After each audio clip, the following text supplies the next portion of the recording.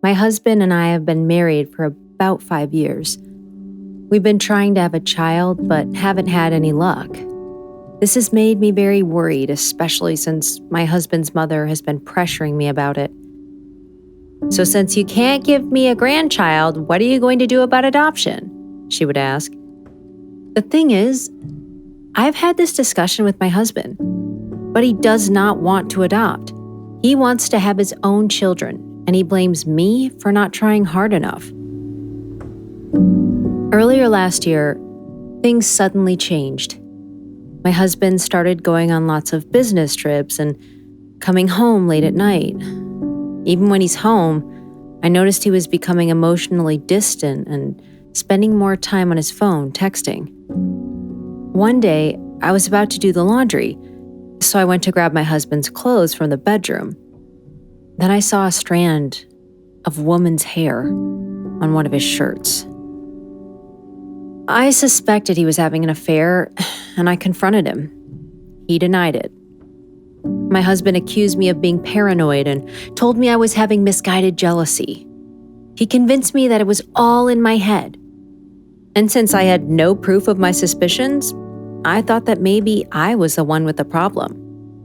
So I decided to let it go. A few weeks later, I went to the grocery store to buy food for the week. I was driving home when I saw my husband's car in front of mine. I thought maybe he was driving home from work. I decided it would be nice to tell him that I was driving right behind him. So I called his cell phone. When he picked up, I asked him if he was driving home. He said no. I asked where he was driving to. He said he was not driving. I was shocked. I was right there, looking at my own husband's car right in front of me, and he was telling me he wasn't driving. So I asked him what he was doing. He said he was still at work. Oh my God. I wanted to cry and curse him out and tell him he was a lying, spiteful, conniving, good-for-nothing son of a... But I kept my cool, and I acted as if nothing was wrong. I said goodbye, and when I hung up the phone, I decided to follow him. As I drive behind him, I noticed someone else in the passenger seat next to my husband. A woman. From the color of her hair, I thought maybe this could be the same woman whose hair I found on my husband's shirt the other day. My heart was pounding so fast, so loud, I could feel it in my chest. I almost passed out from the adrenaline rushing through my body. Where was my husband taking this woman? They stopped in front of a hospital. My husband got out and runs over to the other side. He had this happy look on his face as he opens the door for the woman. To my surprise, the woman in the car was pregnant. She stepped out and my husband helped her into a wheelchair. Then he happily carries her off into the hospital. I sat in my car, unable to speak, unable to move, unable to think. I blanked out. I didn't know what to do. All I could think of was my husband holding that woman's hand as she delivered her baby. His baby. Why would he do this to me? It's not like we haven't been trying to conceive. He got another woman pregnant because I can't give him a child. My head is spinning. I'm not feeling well. I passed out in my car. I woke up in the middle of the night to a throbbing headache. I can't think straight, and maybe it was not very wise to drive, so I walked to the nearest train station and took the train home. My husband came home the next day and I told him everything I saw the previous day. He confessed. He told me he'd been having an affair with his coworker for several months now and he impregnated her.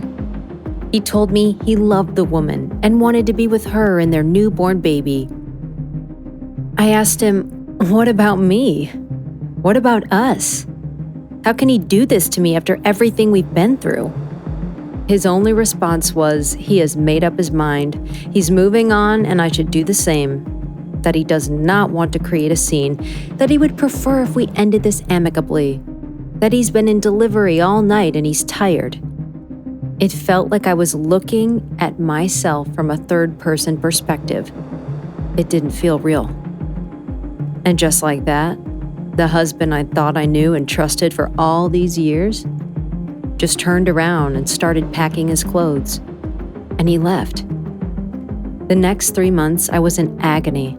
I could barely eat or sleep. I realized that the fallout of infidelity chips away at you incessantly. You question your whole marriage, your whole existence. It eats away at your sense of reality. It was the hardest time of my life. But God bless my friends. They were the ones who helped me pull through. They visited me every day, they cried with me, they laughed with me, and listened to my sad stories over and over again. Sometimes, we'd be in the middle of a conversation, and I would just burst out crying. They were patient and understanding. I started to read self-help books and even started a blog site. It took a lot of effort, but slowly, I started to feel like myself again. I started going out with my friends again. I ended up getting a promotion at work. One day, on my way home from work, I met this sweet, wonderful guy. He was attending a conference and he asked me for directions. And that's how I met the love of my life. We went out on a date, and throughout the night, I was laughing my guts out. This guy was so crazy funny. The way he held my hand, the tenderness of his touch, I couldn't help but thank the heavens above for bringing someone that would finally make me forget my past. I was happy again. And the way he looked into my eyes, I could feel it. I knew he was happy too. We went on several more dates and we became practically inseparable. 7 months later, I found out I was pregnant. Honestly, I was confused at first. How could this be possible? I thought about all the failed attempts with my ex-husband, and the crazy thing was, my ex-husband always thought I was the one with the problem, that I was the infertile one. And I believed him. But since I am pregnant now for my boyfriend, it's clear that my ex was wrong. He was probably the infertile one all along, and not me. He probably believed his mistress was pregnant with his child because they were having an affair. I thought about calling him to tell him that I finally became pregnant, but I decided against it since it was not my place anymore. I decided that when my boyfriend came home that night, I would tell him the news. So I sat by the door and waited. I waited and waited. But my boyfriend didn't show up. I thought it was strange since he always came home every day at 5:30. Then my phone rang. I picked up and my boyfriend asked me to meet him at the place we went on our first date. I thought that was strange as well, but I put on some nice clothes and drove to meet him there. I thought when I got there, I'd tell him about the pregnancy. As soon as I got to the place, I was totally surprised when my boyfriend went down on one knee and asked me to marry him. I was so shocked. I didn't know how to respond. I started to cry. He asked why I was crying. I told him I was pregnant. Then it was his turn to cry. I asked why he was crying. He said because this is almost the greatest night of his entire life. I looked at him and asked why he said the word almost. He said he would take away the almost if I said I would marry him. I said yes. We kissed and we cried some more. We got married a few weeks later with our friends and families cheering us on. It was such a blissful experience. Sometimes when I look back at those moments, I felt so happy that marriage with my ex didn't work out because it taught me all the lessons I needed to learn for when I meet someone as amazing as my new husband. And I'm going to give him all the love inside of me. 9 months later, we had our first child, a bouncing baby boy.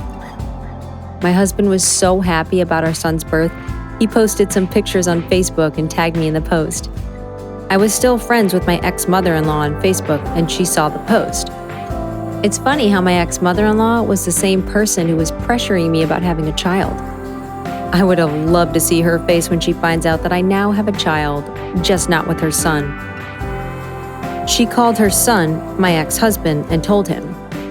My ex-husband took a paternity test. It turns out the poor child was never his. The coworker that he left me for apparently was dating another guy during the time she slept with my ex-husband. and didn't know who the child's father was. So she just strung my ex along because she thought he'd be the best father for the child. Anyway, that's their problem now, not mine. It's been 7 years now, and I am happy. I am so happy. I'm doing well with my amazing husband, and I thank God every day for bringing me this wonderful man. We now have 2 children, a boy and a girl, and we're planning on buying a bigger house.